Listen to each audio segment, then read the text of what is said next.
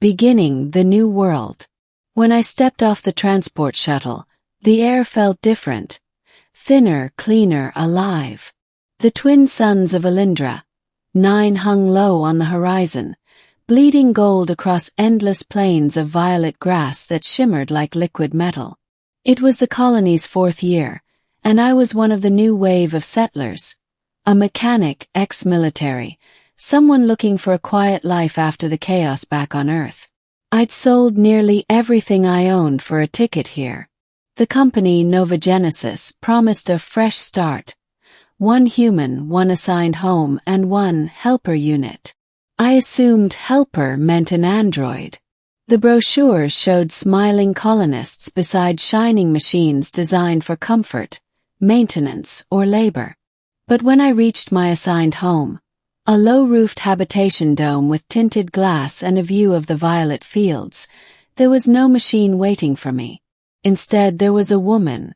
She stood beside the door, motionless, wearing a sleek silver suit that shimmered like the grass. Her skin was pale lilac, almost translucent, and her eyes, deep, multifaceted sapphire, followed my every move. "You must be Elias Rourke," she said in a voice that sounded like music wrapped in echo. "I am," I said, lowering my duffel bag. "And you are." Her lips curved slightly. "You're assigned helper." That's when I noticed the faint luminescent markings along her arms. Not circuitry, not human tattoos. They pulsed gently, like veins carrying light instead of blood. "Wait," I said slowly. "You're not human," she finished. "No, but you'll find I'm far more efficient." She extended her hand. "My name is Kaera." Her skin was warm, impossibly warm, and for a moment I felt a pulse between us like a tiny current of electricity passing from her to me. Middle, a different kind of helper. The days that followed were strange. Kaera wasn't just efficient, she was flawless. She managed the habitat systems, calibrated my air recyclers, cooked with alien ingredients I'd never seen, and somehow made them taste familiar. She spoke in precise English, but sometimes when she thought I wasn't listening, she hummed softly in a language that wasn't coded into any translator database I knew. I tried to learn more about her, her species, her purpose here, but NovaGenesis had no record. The system logs only showed her designation as Helper Unit 12K. When I asked other colonists, they all had metallic androids. Cold, mechanical, predictable. None of them had anything remotely like Kaera. One night, curiosity got the better of me. "Kaera," I said as we shared a simple dinner of rehydrated stew and local fruit, "how did you come to be assigned here?" She looked up, her eyes catching the soft glow of the habitat lights. "Do you ask because you suspect an error? I ask because you don't seem like a product." Her lips parted slightly, the closest I'd seen to a smile. "Perhaps I'm not." Silence lingered between us. Then she said quietly, "Do you believe in the concept of destiny, Elias Rourke?" "I used to," I said. Then I saw what corporations do with that word. Kira's gaze didn't waver. Destiny isn't something corporations can sell. It's something they fear. That night, long after she'd gone into the adjoining room, I reviewed my data logs again.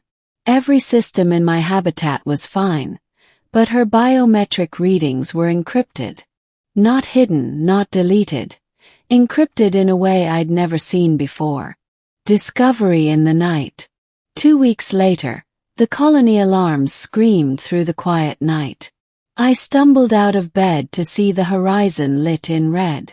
Outpost Theta, only a few kilometers away, was under attack.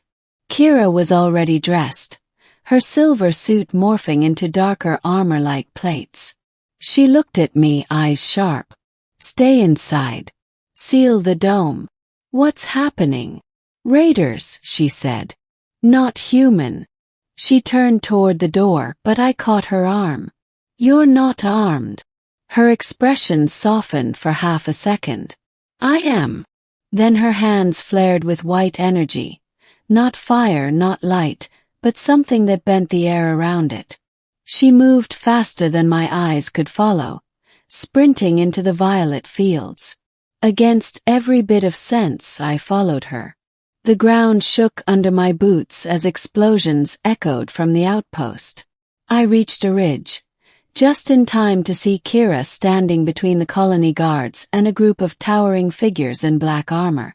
Her voice carried across the night. This world is under protection. Leave now. One of the raiders raised a plasma weapon. Kaera's hand shot up, and the bolt dissolved midair. She moved with impossible precision, every motion elegant, deliberate, lethal. And then she screamed. Not in pain, but something older, something that resonated in my bones. The raiders froze, their armor flickering.